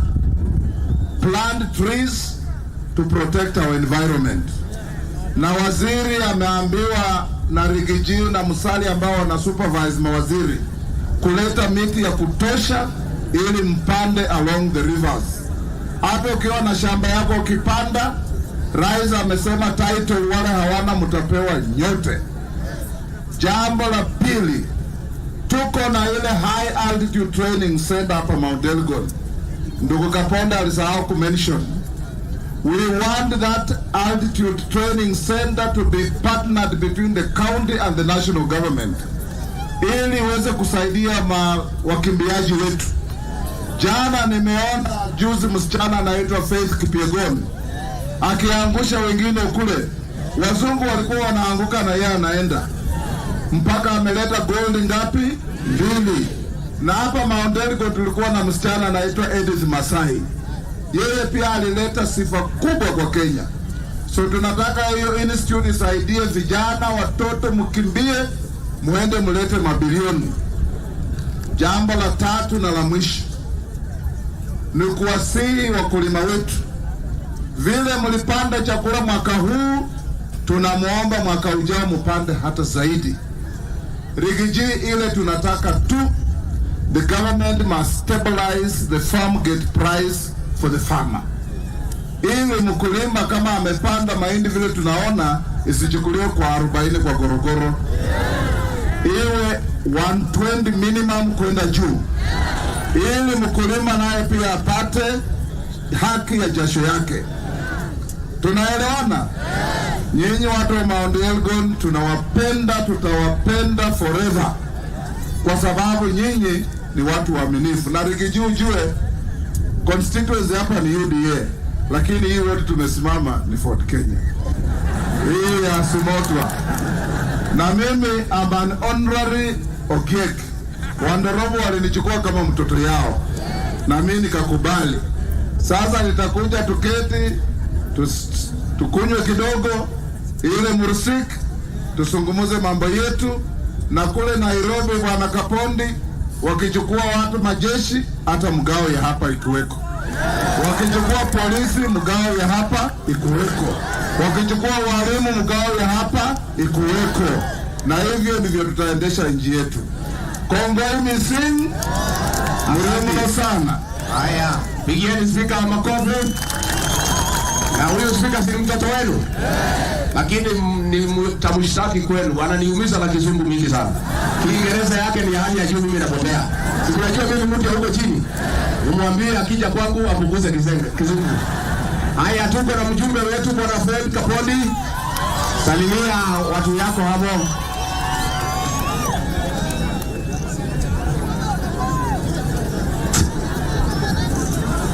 Haya juu kidogo. Haya. Nani gavana ameenda? Rais wetu mpendwa.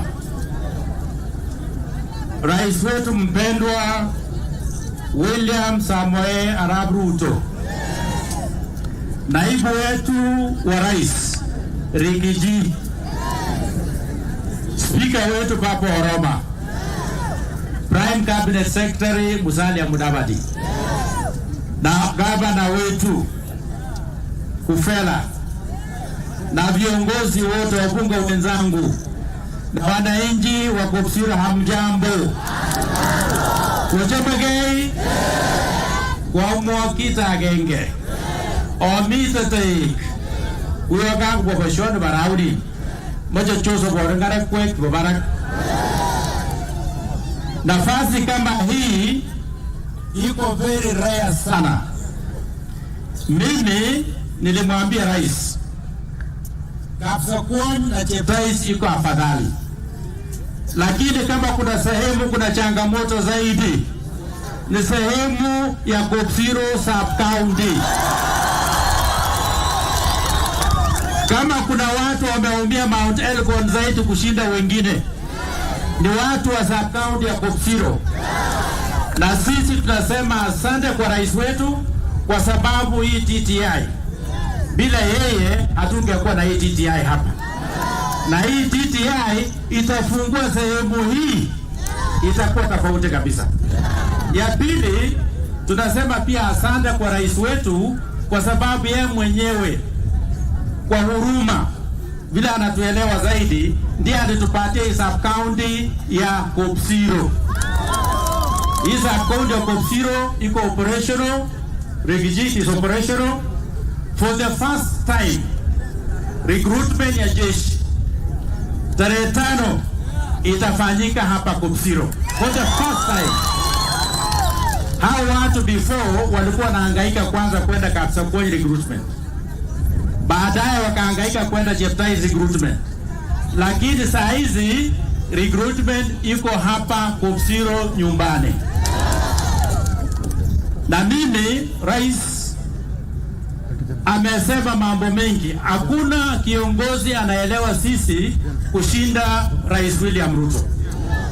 Mumjogoreni yenyo, wakati tulikuwa na shida sehemu hii, alikuwa anakuja hapa karibu kila mwezi kulia pamoja na sisi, kusimama pamoja na sisi.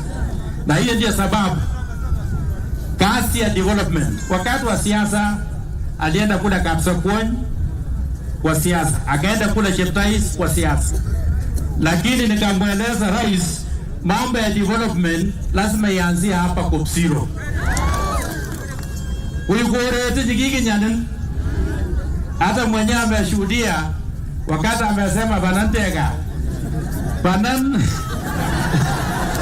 na nakubaliana na rais wetu Your Excellency sir, ninakubaliana na wewe kitu kimoja, majina iko na nguvu, na majina ingine ya shida tuachana nayo. Kama banantega tutupilie mbali, tuweke jina ingine. Kuna hii soko yetu hapa tunaita Huruma hapa, tutoe ya jina tuweke jina mzuri.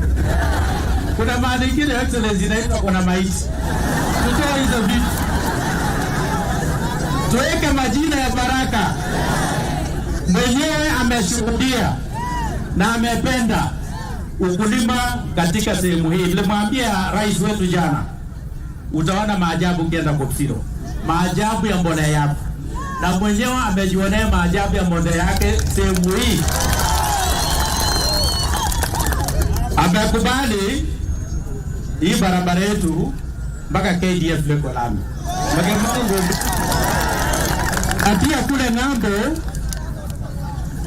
pia kule ng'ambo, tunaomba Your Excellency barabara kutoka Kopsiro, which is the headquarters, kwenda mpaka Chembyuk Center, kwenda Kipsiguro kuteremka mpaka Jeptono, itengenezwe kama hii. Hao watu wako wanabidii sana. Yote yale His Excellency amesema tulikuwa tunajadiliana na yeye, na tunasema asante sana. Niliwaambia watu wetu hapa, kama hatutajipanga wakati wa Rais Ruto kama mjukuu wetu, na tusipoendelea tujilaumu sisi wenyewe. Lazima tujipanga naye hapa kwa hapa. Mauja ndo atafika jumu wake nigekute yale kwa mjafia kabisa. Ya mwisho peke yake Your Excellency, kwa sababu mambo mengi umesema na utatufanyia, na ingine mkono wa nembo hivi ingazo mbishike jombe sasa anakosi stosi ile ya mwisho kakas. Hao watu Your Excellency wanaongea mambo ya county, lakini anaongea kakas namna hiyo. So ya mwisho hiyo ukulima yote Your Excellency, na nilikwambia kwa mara ya kwanza wakulima wa vitunguu wananunuliwa vitunguu ikiwa kwa shamba. Alafu kwa saa hii unakuwa kayateka mwenyewe tu. Mwenyewe akuje kama ni 1,500, 1,400, milioni moja, watu wamepata pesa. Shida peke yake, mabarabara za kuingia huku ndani wetu ni shida. Kaunti hawawezi, hata mimi kupitia kera siwezi. Tunajaribu kufanya kwa moto kidogo kwa roho yake ya huruma tu. Nikasema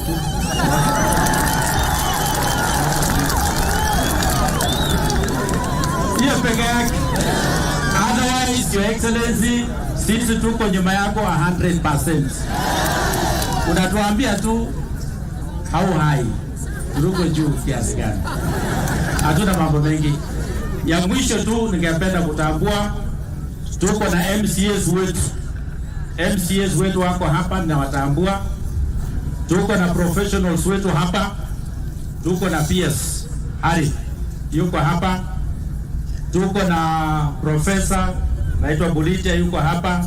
Tuko na Bwana Kakson Masudi yuko hapa. Tuko na Jen Jembet hapa yuko hapa. Tuko na wengine watokea. Tuko na Evans Chemota yuko hapa. The professionals wako hapa. Ninawatambua. Na Rigiji ulikuwa umesema utaangalia shares yetu kidogo kulingana na uzito. Hiyo tunashukuru mapema. Na mambo ya title deeds, mambo ya gazettement, rais wetu ametoa amri. Nitakuwa kwa ofisi ya Rigiji, hiyo itakuwa implemented mara moja. Mambo ya title deeds, mambo ya gazettement. So Your Excellency, thank you so much sir. Wacha sasa nimuite gavana wetu Makelo Saka Kufuera. Basi asante sana Mheshimiwa Rais Dr. William Samoei Ruto.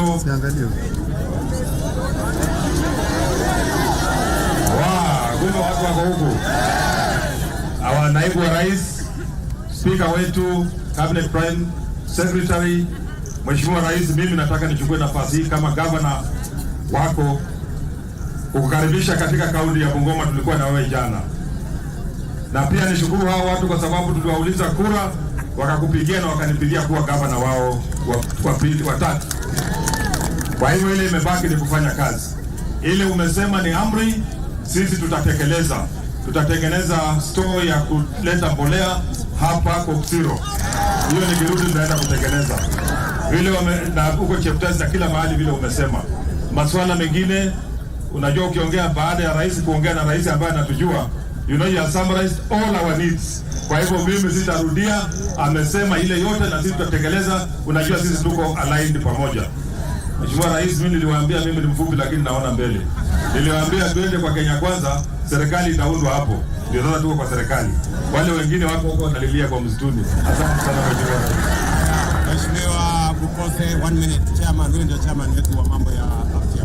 Arambe. Arambe. UDA. Rais, nataka kukushukuru kwa niaba ya watu ya Koksiro kwa kuweza kufika sehemu hii. Pia nataka kuambia naibu wa rais Rigiji kwamba sisi kama jamii ya Mount Elgon tuna recognize efforts yako wakati nobody was standing behind His Excellency. Wewe ulisimama na yeye, na wakati yake ikifika sisi tutarudisha mkono, ama namna gani? So Rigiji, ujue kwamba sisi tunakupenda, tuko na wewe fanya kazi nyuma ya rais, na sisi tutaangalia mambo yako baada ya 10 years. Si ndio? Mimi sitaki kusema mengi. Yangu ni hayo tu, asanteni, Mungu awabariki. Haya, wacha nimuite senator wetu, na wakati senator anakuja tuko na Hari Kimutai ambaye ni PS wetu hapa wa mambo ya afya. Pigeni makofi. Tuko na JB hapa. Alikuwa anaomba kura hapa. Tampanga huyu. Tampanga.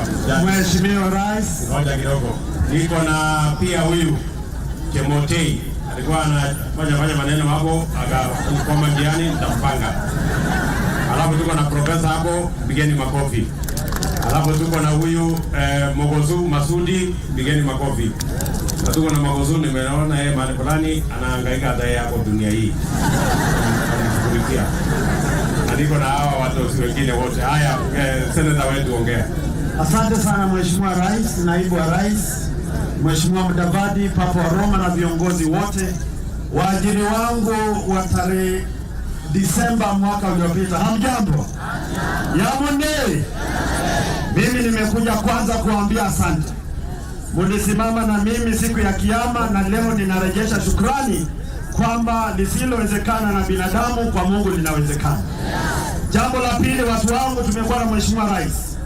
Nimemweleza changamoto za vijana. Kwanza, msitu tunapopanda miti, Mheshimiwa Rais, vijana wanaomba wanapoandika watu wa kulinda misitu wapewe kazi kama kikosi cha kulinda misitu. Kweli si kweli? Jambo la pili, Mheshimiwa Rais, nimeongea na hawa watu. Wanasema maji tunayokunywa Bungoma yanatoka Mount Elgon na wao wenyewe hawana maji. Sasa Mheshimiwa Rais wamesema sema neno moja tu na roho zao zitapona. Jambo lingine na la mwisho, Mheshimiwa Rais, hawa watu ni wakulima wa kahawa na majani chai. Wale wa kahawa, Mheshimiwa Rais, kuna matapeli wanapura pesa ya mkulima wa Mount Elgon. Tunaomba chini ya wizara na ofisi ya Mheshimiwa Gachagua, hawa makachero na matapeli wa kahawa tuwafutilie mbali, mkulima aweke pesa mfukoni, kama ni kuzaana tuzaane polepole. Kweli si kweli? Na mwisho, Mheshimiwa Rais, nataka kushukuru. Kama seneta, kazi yetu ni kuleta pesa mashinani. Serikali yako imeleta pesa Bungoma milioni 888 kwa mfuko ama akiba ya Mheshimiwa Lusaka. Mwezi huu tunaenda kupata milioni 686 kuhakikisha ugatuzi unasonga mbele. Hiyo ni kazi ama si kazi? Waswahili wasema usione wembamba wa reli ukadhani boki alipita. Kwa hayo mengi na Mungu awalipe. Haya, niko na hapa Mheshimiwa Waluke, mbunge wetu wa hapa chini Sirisia. Awasalimie. Meja. Salamia Mheshimiwa President, nione kumsalamia yeye. Rais wetu, Mheshimiwa Rais wa nchi hii William Samoei Ruto, Mheshimiwa Ligichi, Deputy President Mudavadi, Prime Secretary na Mheshimiwa Speaker, na wabunge wenzangu na wananchi wenzangu. Mimi kama jirani wenu niko na furaha kubwa kumuona Rais ametutembelea sisi hapa. Na mimi hapa, mnakumbuka wakati ule proposal yangu ya 10-10 Uhuru 10 William Ruto. Nilifikiria nimesema mchezo, lakini huyu mjamaa huyu kompyuta yake ya kichwa inafanya kazi. Huyu sasa yeye ni rais. Tumuombee kazi ile anafanya, amefanya kwa muda mfupi, lakini imeonekana kama wale hawangetoa pesa kwa hazina kuu ya nchi hii ya treasury, hii mwaka Ruto angekuwa ameshinda miaka mingi. Na William amefanya kazi kubwa. Hiyo nitaongelea mahali kwingine kwa vile amenipea all one minute. Mohoya mwalaba mpaki salama. Haya, niko na jamaa mwembamba hapo anaitwa Chichima.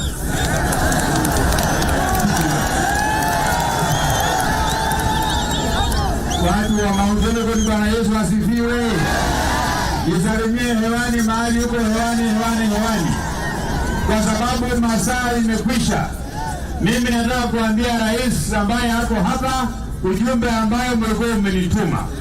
Rais, hawa wananchi hawa wako Kusiro walisikia habari kwamba yule mzee Wazindawili ameanza kuonekana hapo kwa fence ya State House. Hawa wamesema wakisikia yule mzee ameingia wanakuja kumtoa atenda nyumbani bila shaka. Mnataka abaki nje ama aingie? Wale kusema aende kama kwa aende. Asanteni sana, Mungu awabariki. Asante sana Bwana Chichimas. So watu wa Mount Elgon, nafikiri wacha nifikishe hapo na niwaambie asante sana kwa kutukaribisha hapa nyumbani.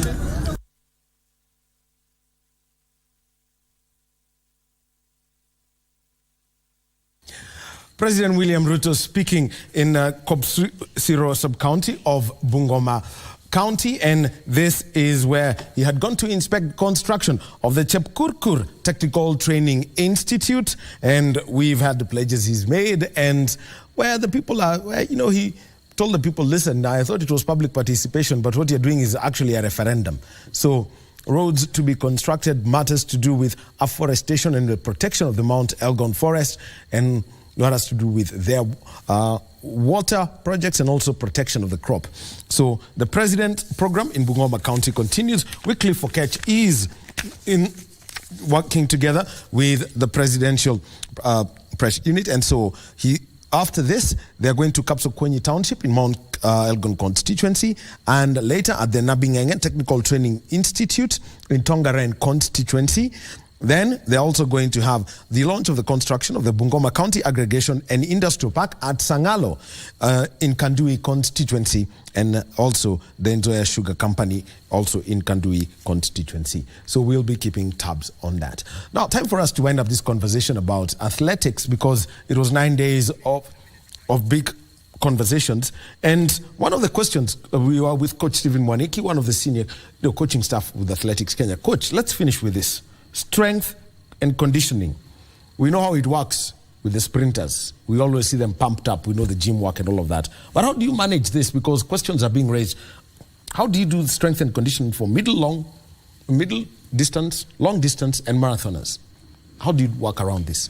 Yeah, it is important. It's a new concept. People are talking about science, and you've seen the long distance runners have embraced the strength part of training, and you've seen Eliud Kipchoge himself working on a gym.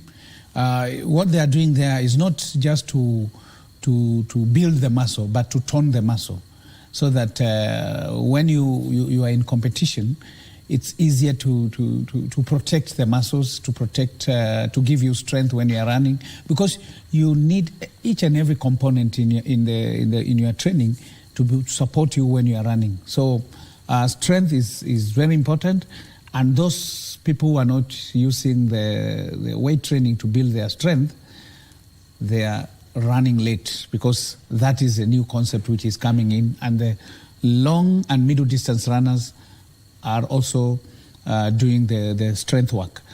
We've been using the strength conditioning going up the hill. That is okay, but now the new concept is also going to the gym and tone your muscle. That's important. Yeah. Thank you very much, Coach Stephen Mwaniki. He has told us that, if you go to the gym and you build your muscles, you might end up in shape. Round is a shape. Tone your muscles properly. Then you will be in what they would say in athletic circle, uko shape kabisa. Kwena kimbia. Thank you very much. So for Team Kenya, the next one, World Road Racing Championships in Latvia coming in October. There's African Games and also the Bahamas relays next year and the Olympic Games. Well, we'll be taking a short break, and when we come back, let's talk about cycling and the safety of cyclists. So we've had Ben Hagotieno, who did 7,000 kilometers across 9 countries. He's coming up here together with another cycling enthusiast, Elkanah Torio. That's in a short while.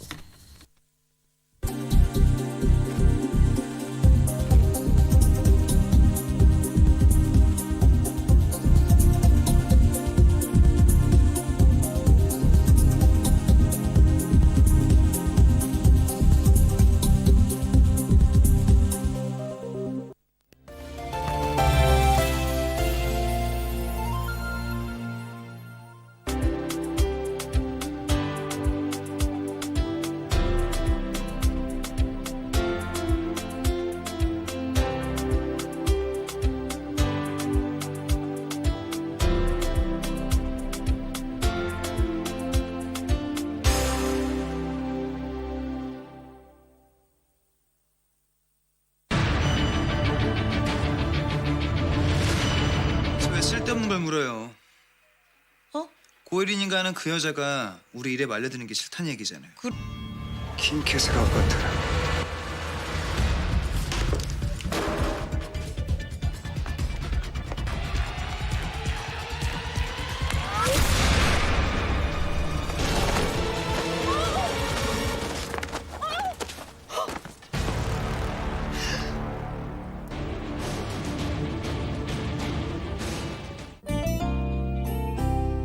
estaré contigo. Not his forte.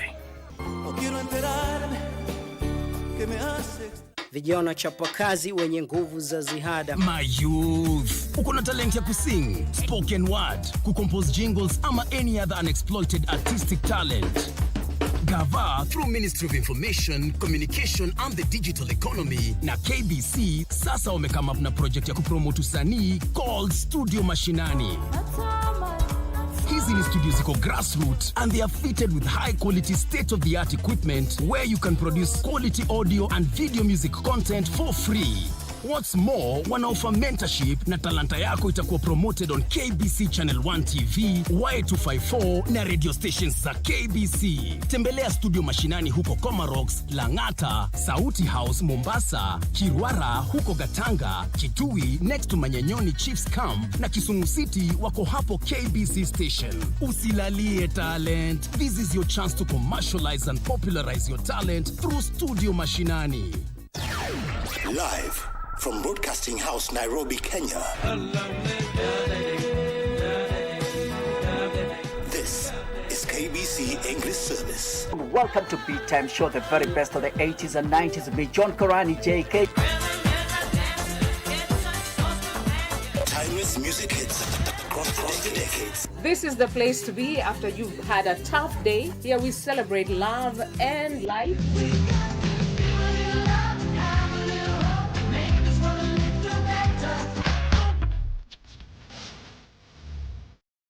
Sound of KBC English Service. I'm the host Caroline Ondishi. Carol Gatasa Machero. My name is Geoffrey Mungai. News, information and entertainment. KBC English Service, Kenya's official national radio.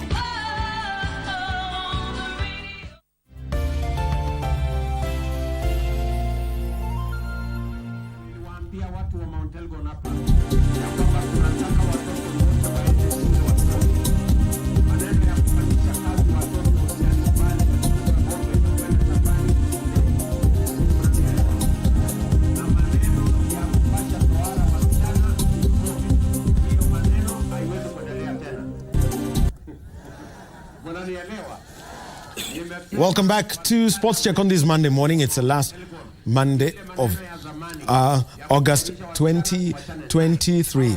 On a day when the president is touring Bungoma County, we've got the ILRI meeting on livestock and climate change, and the Kenya Defence Forces have started their recruitment exercise. We've had the official opening of the Wangari Maathai Institute for Peace and Environmental Studies at the University of Nairobi, and this was graced by the Cabinet Secretary for Environment, Climate Change and Forestry, the Honorable Soipan Tuya. We've got the Somana Glow Initiative in Dagoretti County, and also the signing of the performance contract by the Ministry of the East African Community, Assaults and Regional Development. So that's part of our news cycle as we continue with that. And right now we get into our second conversation as we wind down the program. And to introduce our sign language interpreter, we've got Lucy Moura at this point. Now, in studio with me, I've got two gentlemen, and on my immediate left, we've got Ben Hagai Onyango. What Ben Hagai Onyango did is that he cycled for 7,000 kilometers across 9 countries, and this is to push forward safety for cyclists. And on my far left, we've got Elkanah Rorio, who's been working together with him. Gentlemen, welcome. Thank you so much. And I'll start with you, Ben. Cycling as and the enthusiasm for this, and then deciding to do 7,000 kilometers across Kenya. Basically, all of East Africa community countries with the exception of DRC and South Sudan, then add Zambia, Mozambique, and Zimbabwe. What drove you to do this? Thank you for having me in the show. The thing that drove me to do this was basically just appreciating the fact that I turned 40 years. And I asked myself, let me check my physical Life fitness. Begins at 40. Yeah, I like that phrase. And so I said, I need to do this and using a bicycle. And so it became a challenge for myself. And one of the biggest green mobility is trying to do self-challenging aspects, riding longer and so on. So it was my first time to take such a challenge, riding across 9 countries, covering 7,299 kilometers until yesterday when I got home. And so that was the zeal. What can I do at this particular age as a challenge? Oh, okay. So ideally, You don't look like someone who just came from riding 7,300 kms. True. There's a little bit of background about myself. I've kept physical fitness as a priority since I was young. And so even as I talk about all this and appreciating the question that you've mentioned, the critical thing is I only lost 3 kilos. I expected that I'm going to lose like 10 kilos. But physical activity has been part and parcel of my life. So when I got an injury, I went into surgery. When I came back, they told me you can't do a lot of pounding because of running. And so cycling became an option, which is doing great and for me, for fitness, and equally just appreciating the fact that I can keep doing this and inspiring other people. Alkana, let me come to you. The whole initiative is about safety for cyclists. We've seen cyclists in this town. There are those who cycle. They've got, they may have the safety equipment. For example, these helmets and also the guards for, their elbows and, I mean to protect that. But there are those others, being pushed off the road. But the others, let's just say, they really take safety as number 7 on their priority list. What's the whole concept of Ben's Odyssey across this region? What we wanted to bring into awareness of road safety is to push the government to assist us in creating cycling lanes within Nairobi County and even other counties. There are some new roads that are coming up, and we want to push the government to assist us give bigger cycling lanes and ensure that the motorists who violates the road rules, the road regulations, are actually taken into account, so that each and every person has the right to use the road, and hence road safety for each and every one of us. I think Ngong Road has got that, but we know it's other people on 2 wheels who are using it. Yes. Non-green, 2 wheels. So how are you trying to communicate, for example, even to your fellow cyclists, such that this safety aspect is brought out as you use these lanes that are there, and also when you ride on places that don't have designated bicycle lanes? So mostly we want to ride as a team and ask people to join us every weekend. We ride every weekend to ensure that other cyclists or other road users can see us having ourselves on the road, so that they'll ensure that safety is guaranteed for each and every one of us. People fear cycling to town because of motorists. They see that most motorists are pushing them away, hence the fear of coming with their bicycles to town. So we want to push and ask each and every one of us that let's respect other road users in terms of when someone is on the road, respect that person.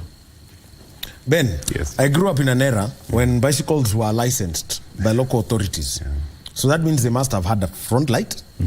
They must have had reflectors at the back, just to make sure that everyone is there. And there had to be the bell. Helmets like this were not necessary. And also, you also have a whistle here. Just explain, first, explain the whistle, and then these other safety things that everyone must have as a cyclist. Thank you so much. So,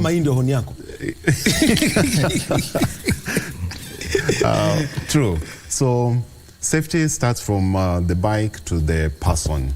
And so, for me, there are certain accessories that help me to be visible. Going across 9 countries, sometimes 1 hour behind or otherwise, you'll find I get into darkness. My helmet has lights. You cannot see them right now. So it improves my visibility among other road users. 2, when we get into town, sometimes, because of traffic and everything, the bell might not be loud enough, especially like in urban cities where there's a lot of activities and loud noise that are happening. But when you whistle, it actually alerts any other road users to appreciate that, hey, there's someone who is coming, so they can look at the side mirrors. What has also worked well and I think will be helpful is having signage. Like, for example, in Malawi, they had a huge signage written, "Share the road." It's for everyone. We all want to get home safe. I'm at kilometer 5,000. I have 2,000 to go. Am I going to get home safe? And our roads, whichever country it is, how safe are we within those spaces? Small things like, for example, as you're putting it across, do I have lights so that other road users can appreciate that there's someone also who is trying to adhere to the same traffic loop? Just as Rory say, it's not only for the motorists, but also for us who are using two wheels or non-motorized. How can we do that? Have reflectors, we can be seen, and also when we break the rules, we should also get the same conversation at the police station. Why were you not having this? So that it's a two-way, so that we appreciate the infrastructure that has been invested in, and also articulate that policy can be improved. If we don't have one, then it can be improved so that we can later on have generations that will appreciate where did it start from and where we're heading to in terms of having cyclists on the road and other than motorized. So I have my bicycle, and I know, Elkanah, I want to come to you. What's the first three things that you'd encourage somebody to have in terms of safety? I know these helmets doesn't come cheap. Can I use a motorcyclist helmet for a start? Yeah, well, because I know some of these things almost look like fashions. Golf shoes and golf and the trousers or tennis shorts and that. How do I go about it to encourage safety? One, you need to have a cycling helmet is number one requirement for cycling, because we need to protect our head. Our head is very critical, right? So if you don't have helmet, we at times stop and ask people, why are you cycling on the road without helmet? Therefore, number one is helmet. Number two, we have reflecting lights at the behind of the bicycle and at the front, which will notify the other person coming from behind that, hey, there's a cyclist ahead, and notifying the person coming in front of you that since the lights are peeping, you'll be able to see a cyclist coming your way. Another thing that you need to have is to have a good cycling jersey that's visible, like having a yellow jersey, a red one, bright colors that will be able to be seen by other motorists. Yeah. Closing word from you and the message that you want to pass along as after you've done 7,000 kilometers. I know you told me your bike was kept away because you might start another 7,000. Yes, there was fear that I might do the reverse of that. My message is this: leadership is important. I might have taken the journey towards doing what you call bike parking approach. There are others who are actually doing competitive cycling. Let's have leadership in those spaces. There are those who are doing gravel bike. Let us take leadership into those spaces so that we have more cycling. Cyclists joining them so that we create this awareness level in the best way possible to across the country and even in other countries. Thank you very much, Ben Hag, Guy Onyango, and congratulations on 7,299 kilometers of an African Odyssey. And together with Elkanah Rorio supporting that, be mindful of other road users, pedestrians and those on bicycles, and also those on motorcycles. Thank you very much, gentlemen, for being with us. Thank you so much for having us. Thank you very much for being with us. Time for me to hand over to Nancy Okware, who's coming in with Kurunzi Mashinani, and after that, our interview segment. Tamrini, our sign language interpreter, has been Lucy Mwaura. Have a great day. My name is Daniel Wahome.